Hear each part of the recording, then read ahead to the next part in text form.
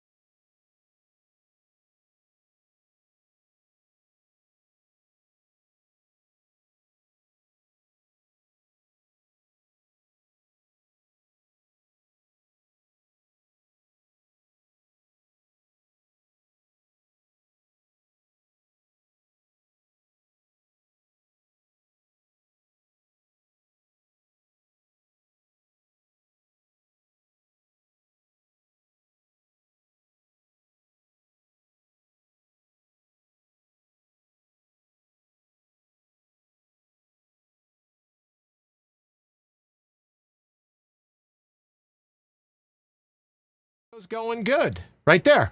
All right, whatever you did, now it says it's going out. Can you hear it through the earbuds? No, well, yeah, when I'm talking, I can hear it, yeah. There it goes. All right. Now, do me a favor and just hit sex drug. It's coming out through me. No, well, yeah, when I'm talking, I can hear it, yeah. All right. Hold on. Now, do me a favor, just hit sex drug. Going good. Right there. All right, whatever you did, now it says it's going out. Can you hear it?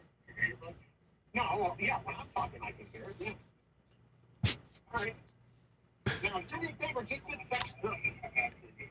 All right, let's just cancel the live. I'll record it, and we'll put it up as something else. What do you think? Let's just cancel the live. Oh, you're live now. Is it live now? All right.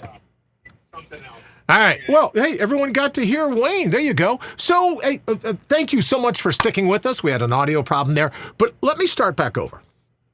And what I was simply saying is that, and this shows what happens when you have to rush. We get outside, we're at the outside pit, everything's ready to go, and then two neighbors, side by side, decide, and I'm always thinking Friday night, there's got to be people out and about, running around, but these two guys decide to cut their grass. So a little truth in advertising, we do this in the backyard. I have it set up so it's... Oh, help me. It has it set up, right, so that we can do what we do, and it looks rustic and everything else. So thankfully we were able to duck down, back inside, a little bit of the sound that we're working out, but we have all that. So I wanted to thank Wayne for doing everything he does to always get us up and ready. And then also let's thank our sponsors real quick. Nutrient Survival. When they talk about special ops grade, right? When they talk about nutrient dense, when they talk about those things, that's stuff that goes on the label. But when you look at their tagline, feed your freedom, well, you could ask freedom of what? Well, how about freedom from worry? Freedom from stress? How about freedom from panic? Panic that your pantry in an emergency situation may not quite be what it needs to be. So that's why I say never settle, never surrender, never stress. Nutrient Survival, they've got your back so you can focus on the emergency in front of you. Head on over to nutrientsurvival.com. Don't take my word for it. Let your taste buds vote. Give your stomach a say in what they're talking about. I think you'll be very glad that you did. Also, another quick little story. This is a firebug story. My second oldest, I guess, second youngest daughter was having some friends over, and we were going to do a cookout and everything else, and she runs in all panicked, and she goes, Dad, we're going to do s'mores? Yes. Well, what am I going to have a firebugs fishing pole for my friend? And I go, yes, we've got extra on-deck firebug fishing poles, and the crisis was averted. Talk about an emergency preparedness plan. The crisis was averted. Everything was great. And I thank the folks at Firebugs. Head on over to Firebugs, that's BUGGZ.com. You'll see exactly what she was worried about and what I'm talking about. All right, let's hop right to it. Now, I'm hoping we're not going to lose the audio because this is a part. I want to get to the savvy of survival. I want to get to emergency preparedness for professionals because with all the nuts going on in the news today, this is stuff we're going to want to be, we're going to want to be caught up on. But before I do that, there's a lot of distraction. And again, I owe Wayne some thanks. And here you go. Here's why I owe Wayne some thanks. So what's this segment called? This segment is going to be called Sex, Drugs, and Ben & Jerry's. Let's just jump right into it. Wayne threw this little graphic together at the lawn of the White House. Sex, drugs. Oh, and look at this, mypillow.com. Oh, and here's Hunter on the other side, mykilo.com. Let the competition begin. And wait a minute. Oh, so when we talk about a white horse riding into the White House, but, I looked at this picture and I looked and I looked and I looked and I laughed, right? I laughed. But then I said, wait a minute. I recognize that horse. I recognize that coat. I recognize those short, stumpy legs. Now, people are going to say to me, oh, Brian, now you're fat shaming. You're an ableist. But I recognize those short, fat, stumpy legs and that, that coat trying to cover everything. So I ask Wayne, I go, where'd you get that? That's Kim Jong-un, they're all ill. Kim Jong-un and Wayne put Biden's head on his body. How could you not laugh? You can head on over to mypillow.com, say check out Mike Lindell, I think is his name, or Mike. Wouldn't you love to know that we had mykilo.com? So as I'm doing this joke, if you head over, mykilo.com would have this. Oh, that's that. But that's just 2/3 of Wayne's brilliance. Ready for this one? Now, let's just hope it's true. This is Ben and Jerry's, who were instrumental in helping me with my summertime travel plans when they said, oh, we should give Mount Rushmore back to the Native Americans. So I was like, hey, Ben and Jerry, I'm in. We're going to Mount Rushmore for vacation. So thanks so much. But what I heard today, what I heard today, and you just can't make this stuff up. You couldn't write. If anyone wrote this, you'd go, oh, that's too wild. That's too wild to even believe. But now Ben and Jerry's, a local Native American tribe, goes, well, if you're going to take back... Oh, I'm telling you, if you're going to take back Mount Rushmore, some of the other properties that were stolen from Native Americans, here's a Native American, a chief in a tribe up where Ben and Jerry's has their corporate headquarters, and their property, their manufacturing plant is on apparently stolen Native American lands, according to this one chief. So now Ben and Jerry's, I don't know if you know this, in an attempt, because after their 4th of July tweet, the sales just dropped. Now they're coming out with Hypocrite Crunch. Hypocrite Crunch from Ben and Jerry's is their newest flavor. You just gotta love it. All right, so thank you, Wayne, for the cool graphics. Don't forget sex, drugs, and Ben and Jerry's all coming to you via the White House, I guess. I don't know, but Hypocrite Crunch, maybe they'll be serving that at a next state dinner. You never can tell. Maybe they'll flash up that picture of the white horse and Kim Jong-un. All right, so let's get to what I wanted to talk about this evening, and it's the savvy of survival. Now, with all the distraction in the media, all the distraction on social media, right? The broadcast media, social media, and the like, everyone wants you distracted, because if you're distracted, if you're watered down, then you have to call 911. You have to call someone else for help. You have to look at Big Brother. You have to go, please, please, please, please, please, please, please, do whatever you can to protect me. But the savvy of survival, emergency preparedness for us pros, still running away, trying to get rid of dueling. Right? You're absolutely right. That's from, what was that movie? See, I wish I had Wayne right here so I could call. Oh, Deliverance, right? So instead of dueling banjos, dueling lawnmowers. Got some gas as I ran down here. But here's the thing about preparedness for professionals. Right? No posers. You see all this time, all these people that want to talk about emergency preparedness. Oh, they got guns, right? They're all holding their guns. They know trigger health and blah, blah, blah. You can sense them a mile away, right? All these things, but that's not survival. What survival savvy comes down to where you go, I think I can beat that. I think I can take that. I think I have a plan. I'm not crazy. It's not conspiracy theorists. It's just simply, I think I can make do with what I have in any emergency situation. And that's why it's so important to be able to take a deep breath. I've talked before, we're going to talk about it now, but the best acronym, you breathe in, you take a deep breath, because when you take in a breath, your body goes, it can't be all that stressful. She's taking a deep breath. And I like to breathe in through your nose. Who wouldn't, right? All these mouth breathers running around. You breathe in through your nose. Oh, have I mentioned that I was out running around the other day? No, I don't think I have mentioned that. I was out running, and now let me just say, Los Angeles, smog. If you've ever run in LA during smog alerts, you know what I'm talking about. You can barely see in front of you. Or the inversion in Salt Lake City. There's another one. You're like, wow, I could never, right? The inversion, you just feel it in your lungs. Unless you breathe through your nose, then your nose filters out a lot of that particulate. But here's the thing, Canadian wildfires, burn-in, smoke drifts down into my neck of the woods, and I'm out running. I think that day I was doing a 10-miler or this or that. All of a sudden, a car pulls up alongside of me, flashing yellow lights. Car pulls up alongside of me, and says, sir, I'm with the Ohio EPA, let's say, the Ohio Clean Air, Water, and whatever organization. And you should know there's a really heavy-duty alert today, so we're going to suggest that you don't work out. You don't run. It's like 89 degrees, right? We're going to suggest that you don't run, that you don't work out.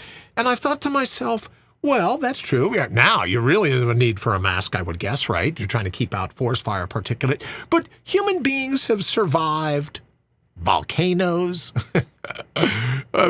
meteor strikes, forest fires. We've survived all these things. I think we'll make it through, but God love him for pulling over and trying to stop me. I just kept right on moving and go, great, I'm on my way home. And he goes, okay, good, thank you. You're on your way home. On your way home. So when we talk about the best acronym, of course, you want to breathe through your nose because your nose does a great job of filtering out a lot of the particles in the air, but it also does a great job of moisturizing, and it does a great job of preparing whatever the temperature is. You ever wonder why... There you go. There's the brain freeze right there. Ever wonder why polar bears, speaking of Hypocrite Crunch from Ben & Jerry's, you ever wonder when it gets so cold, you're like, oh, I could have some ice cream. Ever wondered why polar bears have such a large schnoz? Right? Like the Jimmy Durante of the animal world, ever wonder why they have such a large schnoz? Well, it's because breathing in through their nose allows them to heat the air before it hits their lungs. If not, if you're busy running around being a mouth breather, that temperature gets to your lungs pretty much the same as it is outside, and it causes your body to go into a form of shock. You get that cold air, your body starts to shunt blood from its extremities, bring it into your core because it thinks you're being attacked. So B in breathe in, always breathe in through your nose. And then, and best acronym, an exhale. So breathe in through your nose, exhale, a strong, bold exhale, which is another thing that physiologically signals the body to go, how much could really be going wrong here? In that, he seems to be breathing through his nose. She seems to be exhaling, getting a full breath out. I don't know. It doesn't seem like it's all that big a deal. Then in the best acronym, S, you want to scan the horizon. Now, scan the horizon, as people have heard me say before, scan the horizon means you want, and I should say, just in case he's watching this, David Ray Bowman was a guy who was instrumental in a radio interview that I did with him one time going, hey, I really dig that best acronym. What is that again? So the S is scan the horizon. And we know that when we get tunnel vision, when we're petrified, right? When we're scared, we get that tunnel vision and we look through. That signals to the body, holy crap, something's really going down here. Tunnel vision, everything's kind of faded out, so there must be a real threat to focus on. But when you scan the horizon and you cause your eyes to bounce back and forth, look up, look down, look around you, check your six, get an understanding of where you are. When you scan the horizon, that's yet another signal to the body to go, yeah, it's not all that bad, right? So yeah, it may not be easy. We might have to get up off the couch, but it's not as bad as you would think. And then the T in the best acronym is then you take action, right? You take action once your body, right? You've heard the term, you panic, you perish. I mentioned nutrient survival earlier, from the freedom from panic. If you panic, you perish. Well, when you're doing all these things, then the body's like, yeah, I think we can make a cool decision here. I don't think there's any reason to get all worked up, get in a kerfluffle, right? I think we can figure out what's going on.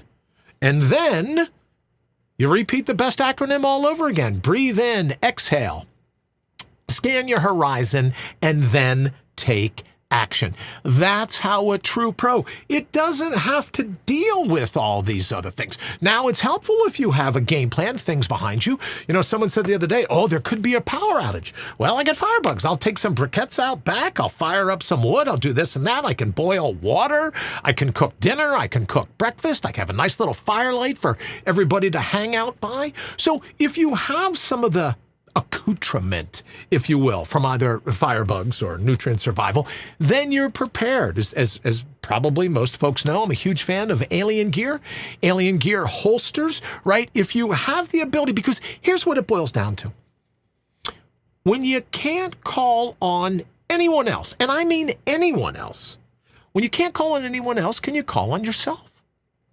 When you can't dial 911, the phone lines are down, the operators are busy. We've talked about this in other shows, right? How many paramedics, how many cops, how many different things do you think are going on? How many people can come and save you when you need to be saved? But when you adopt some personal responsibility, when you admit to yourself, yeah, I got some skin in the game, and I'm not willing to let that bet ride on outside forces coming to save me, then you begin to realize, wow, that's preparedness for smart people. That's how the pros do it. You talk about a war on wuss. So how do I imagine myself to be wanting to be a bit of a wuss where I would call for a backup, a plan B, if you will? But when you start to identify those things, do you know how to do CPR? Do you know how to do basic first aid? If you've got a fire source, can you cook food? Can you do this? Can you do that? All those things embolden you, just like the B, the E, the S of the BEST acronym. You're physiologically emboldened to handle whatever fate throws at you. And I got to tell you, all the nuts in the news, it's all a distraction. It wants you distracted. It wants you to believe that you can be injured, that you can be offended, that you can be triggered, that you could be all these other things. Because if you are, makes it so much easier for you to waffle, makes it so much easier for you to cower in a corner. But when you remember ultimately who you are, and in the face of any emergency, you're going to be able to rise to the top. That's what they don't want having to happen, because they want you to be encouraged to call for help, call for help, call for help. But when you take a moment and you think about what are the top 5, top 6, top 7, top 10 things that I would actually need, right? The hierarchy of needs. What are the top 10 things, right? Look at your water. Do you know how to filter water? If your family needed water to drink, would you know how to do it? It's a very, very, very simple process. Doesn't cost you billions of dollars. Doesn't cost you much at all, really. But at least you'd have water. People say, oh, there's a boil order. Fantastic. Fire up. Fire up the Firebugs fire pit. Boil your water right there. You're all set. Swing me if you want. Call me when something really bad happens.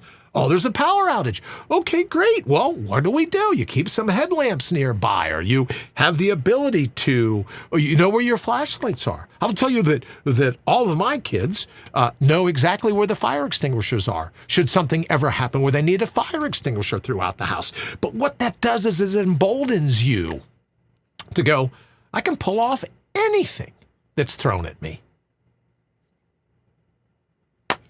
Right? And then you win, they lose, because there isn't a situation where fate can slap you around because you've covered all the bases in advance. That's all that preppers, the word preppers, that's all it means. It comes from the root of parent. You're basically parenting yourself to say, no matter what happens, I can handle it. It's that very simple. All right, so I want to keep to our 20 minutes because we said that we would, but I realized we were down some audio for a little bit, and I apologize for that. But thank you so very much for hanging out with us on a Friday Night Firelight.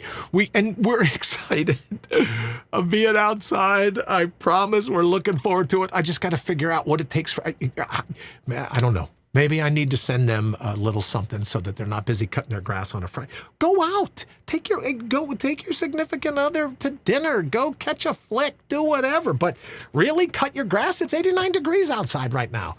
So I get it, but my apologies again. Thank you so very much. Thank you to Wayne for always making me look as good. It's a full-time gig, right? You got to admit that, especially with more head scars than. I say most Vikings, but truthfully, more head scars than Frankenstein. So thank you so very much for that. And I'll leave you with this thought.